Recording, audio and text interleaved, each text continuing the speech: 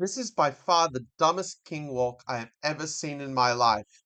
And yet, it was this same king walk that in a title Tuesday, Jan Christoph Duda used to defeat Magnus Carlsen when Carlsen played the Khan Sicilian. This is really going to blow your mind. So white goes a3, stopping pin with the bishop. Black continues with the hedgehog. We're going to fast forward a little bit to get to the relevant position because, well, if it wasn't for the title of this video, you would never guess the move that Duda plays in this position. So Duda plays this move of king to d2. I mean, what's the point of this king move? Like, why are you just putting your king in the center? Are you trying to lose the game? Do you mean to play the Bonk Cloud, but you are delaying it? Well, there is a method to the madness. Let me explain. So basically, the idea of king d2, and it comes up in the game, so I'll just show you how the game played out.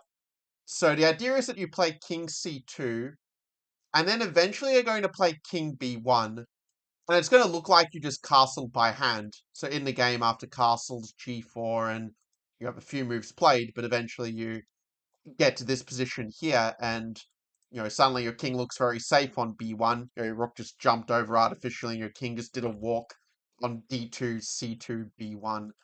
I mean, it's completely ridiculous. There's no way that this can possibly be any good, right?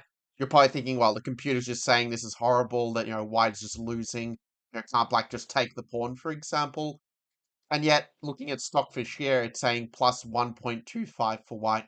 So, let's see why. So to answer that question, what if black does play knight takes c4? Well, you might notice here that the rook is opposite the queen, right? Meaning that now after takes, we can play...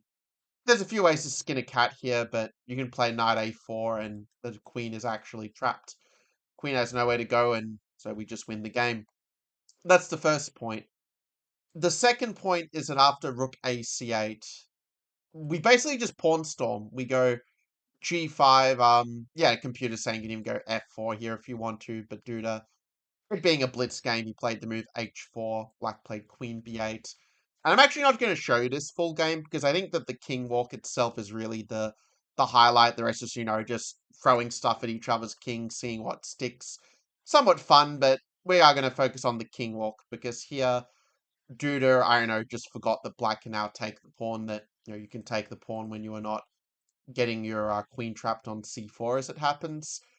So if Duda had just instead played a move like queen b3 to defend the pawn, just not being that scared of knight c5, or maybe a bit more practical, knight a4 and just making sure that pawn is defended, white would simply be much better.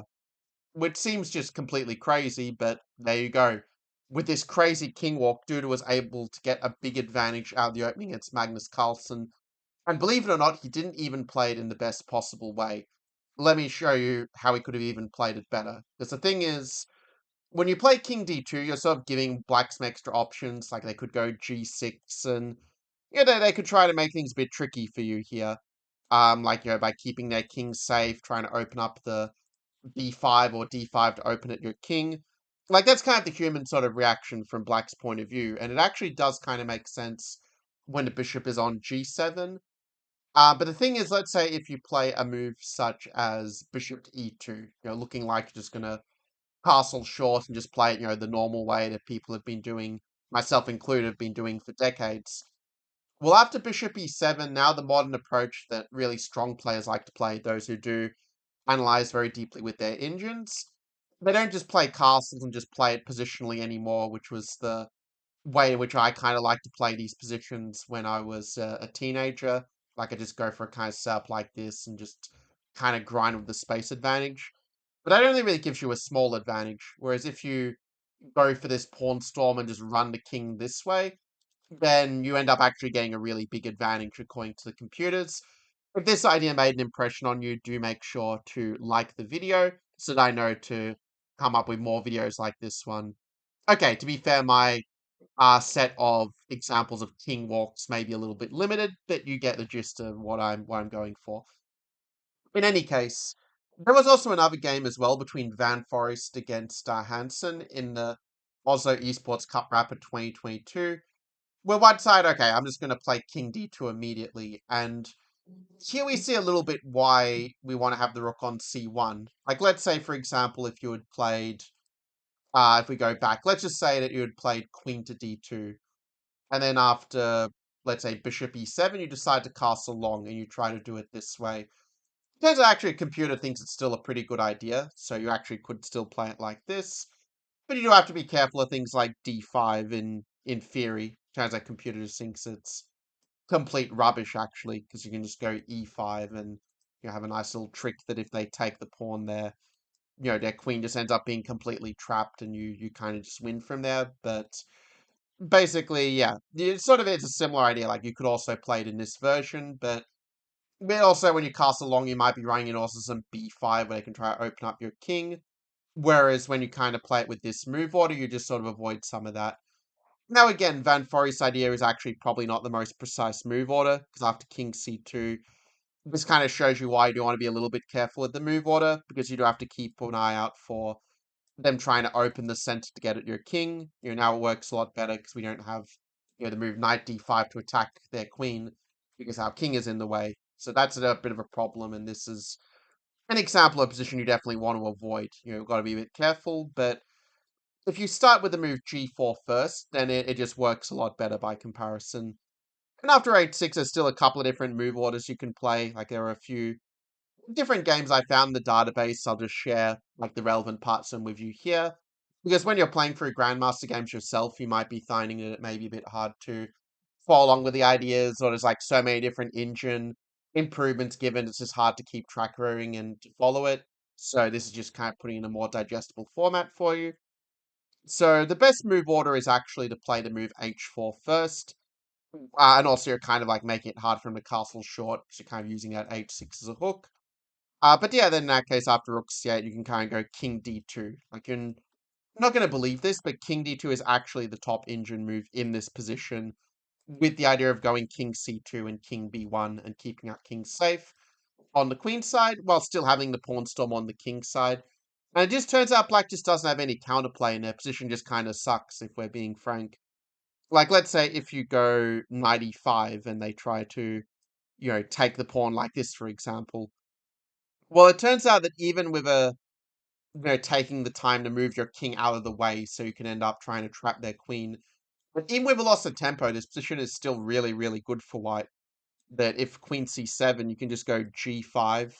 You're quite happy if they take, because that just helps you open up the floodgates to their king. But if they go knight d7, well, now you've got this move of knight to d5 available, for example. You also could have taken on h6 first. Like, that actually might be a little bit simpler to show, potentially, but okay, it's probably going to transpose anyway, in all fairness. So after queen d8, we have takes. Let's just say they take with the king, and you have something like this. You just get this position where even though black is up a pawn, they just have too many weaknesses on the dark squares. Like if they try to go h5, well, that opens the door for the bishop and the rook to kind of come in. If they try queen f8, well, that then allows you to just focus fire on the d6 pawn, and it just becomes really hard for black to defend. Even though they're a pawn up, they're actually strategically lost because they just can't defend their dark squares properly in the long term when we have an unopposed dark squared bishop. So also, another point to note, like in the case of the game after, say, g6, king to c2, this game between Dorito against Palomo, two players in the 2200s until Tuesday, 2025, so you know that we're staying topical. You might be wondering, well, what if black plays d5 and just tries to open up to our king? It's a very natural question to ask here, and there's kind of a couple of good replies, but one interesting point is that you can actually even just play it as a pawn sacrifice, where you just kind of let them take your pawn and they're a pawn up. But then their king is just so exposed in the center, while our king is so safe on b1 here. You're actually just kind of strategically winning. Like one of your threats is even just to go takes and just get the pawn back in the worst case. But if they play a move like g5 or g takes h5, they're just opening the door for the knight to come to f5, just right in the thick of the position. If they try to go g5, it's just even worse again. Like you just kind of build up the attack on the e file, and with the king just stuck in the center, they just can't really ever get out of it. So it's almost like they have the onus of defense. It's like all their players have to go around the goal, try and stop you scoring a goal. we possess the ball so we can, maneuver around, take shot some different angles until eventually they fall into, one of our threats they just can't stop. So in the actual game, there was like knight e5, king b1. You've already seen why knight c4 can't be played. And this time Garrido actually played it better than Duda, funnily enough, despite being rated around 300 points or more, 500 points more lower. But he actually did play it better with this move of queen b3, make sure not just to blunder the pawn. Engine says there are some slightly more precise moves, but who cares? It's blitz at the end of the day. And White was kind of able just very nicely to combine the attack on this pawn with the kind of attack on the king side and center. Now maybe the game here loses some of its relevance, like some of the moves weren't the most precise, but again, it's blitz. We're just focusing on the most important parts here. Then just to kind of conclude, there are a couple of other games I also want to touch on, where in these games White did play the immediate King D2. These players were a little bit higher rated in the high 400s, but both have managed to actually defeat some quite strong grandmasters. So let's have a little bit of a look at it. So let's say they go 95. We already touched on this a little bit, but it's a little bit of a different move order where we are playing the king walk a little bit earlier. This game between Assis Gagatagli against Yuri Yakovich in the title Tuesday 2020. One of the very first games actually with this king d2, king c2, king b1 idea that really sort of brought it to the map as basically the refutation of this sort of pure hedgehog setup in the Khan Sicilian. Don't worry, I will be showing you the move order again at the end, just to make sure that you've got it and you remember how to actually get to this position in your own games. So black played queen b8, white played this move queen a4. I do think that, to be fair, the move h4 and again, just using that h pawn as a hook would probably be the most effective here. Also, if they do have the pawn h7, it just means you'll go g5 a bit sooner, and then you'll kind of just rip open their structure in this way with h5 and g6 at the right moment. Even as a sacrifice, it'll kind of help you to open lines, which is something that did also come up in the Carlsen in the Duda Carlsen game with this g6, where they can't take back this way because then the knight can take the pawn e6, but otherwise you still kind of get that soft underbelly all the same. But returning to the position we had before from this Assis Gagatagli against Yakovich game. So in this one, White decides to go for a little bit more of a central strategy. You could argue it's maybe not as precise, but at this point there was a kind of fun move that White played of knight f5, just sacrificing a knight. It turns out not really to give actually proper compensation. Like this is where the game loses a little bit of its relevance. White still won anyway because it was blitz and most people aren't very good at defending in blitz chess. But if you play like h4 and just open it up that way, that's going to be a lot more effective. You're really not concerned if they do take the pawn here. Well, okay, 1 point to notice that you're not just winning a free knight because they are trapping the queen in this case. But you do have moves like g5 though, which just kind of cut off the bishop so that you're able to open up the lines to the king and just have a very strong attack in a position like this one, let's say. It's all the pieces just flooding in. And maybe at the right moment you might be able to take the knight depending on how the tactics work out. But to conclude, there is one final game I'll show, and again, if you play the move h4, you're not going to have to worry about this, but there was a game by Supi playing with black against Barrientos Chavarica, and this was actually an over-the-board game, American Continental Championship 2023. And I mean, this is not too scary, like you can play moves like h4 and still chip away at the weakness. The thing is, if they castle long, their king's still very weak without the pawn on c7 to defend them, but in the game, White played a little bit more patiently. And I do think, yeah, King B1 was maybe not so precise. Like, even though White does still have a pretty nice advantage, I do think the fact you don't have H4 is definitely not ideal here. And so instead of kind of going into this, instead of going into this sequence, where White, maybe misplayed a little bit, but end up winning later on anyway, after some firm mistakes by both sides.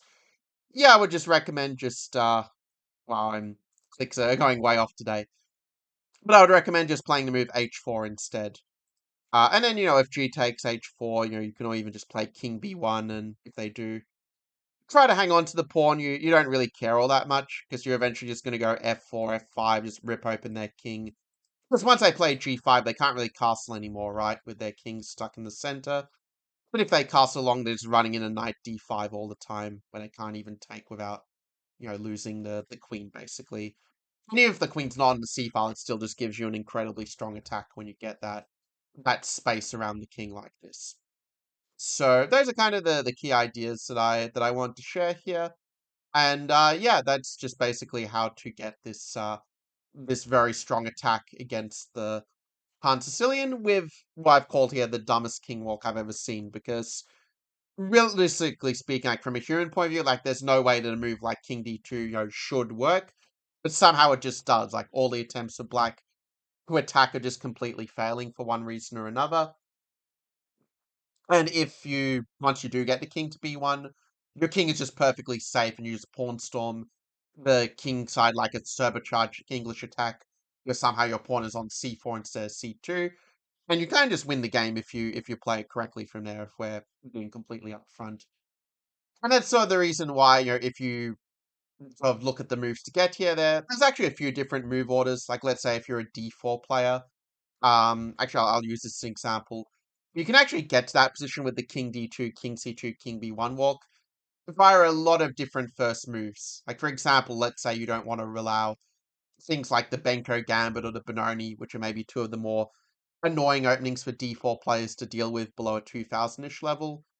You can just play the move Knight F3 and just avoid it altogether. And then if they play a move like B6, which is a move that I have played a lot myself in the past with Black as one of my kind of, practical weapons. Well, you can play F3 and just build that structure and, play it in a very similar way to what we saw with the King Walk, as it were. Just this general kind of plan as we're already familiar with from looking at some of the games. And also, you could also get that position from, a symmetrical English like B4, and again, similar kind of story once you get the Marachi bind setup going. And in terms of the Khan Sicilian move order, just to show you that one that, Duda played in the actual game, basically we just set up the Morochi bind, so we played a move of C4 here, and then we just make sure not to let them kind of get a really active sub, if they play D6, for instance. And, it's going to be kind of a similar sort of thing, like the same sub's going to work pretty well in general, regardless of their move order. But yeah, you're just going to, just not let them kind of get in the bishop B4 pin. Just A3 is kind of an important move to remember in this setup. And then you just kind of blunt the bishop on B7 by just building that pawn chain. And then once the rook's on the c file, that kind of gives you the tactical firepower where you'll be able to run your king over this way without worrying about breaks like b5 or d5 that might be the moves that from a human point of view might appear to work quite well, but as we've seen, they just don't really have that sting. Especially if you remember to play like bishop e2, g4, h4 first, and only then play king d2 and go for the king walk. That's just going to make it a lot more effective. So yeah, if you enjoyed the video, do make sure to subscribe. You can also put in the comments below, what was your favorite part. I mean, I'm guessing it's probably the king walk, but, just put in the comments that was this like the craziest king walk you've ever seen? Was there a crazy one you saw? Let me know down below. And yeah, so in terms of subsequent content, we'll see kind of how it goes. Got a few ideas in mind, but, I might have some new ideas as things go on. So, yeah, thanks again for, for showing up and for bringing your full attention. And I will see you in the next training on here. Take care.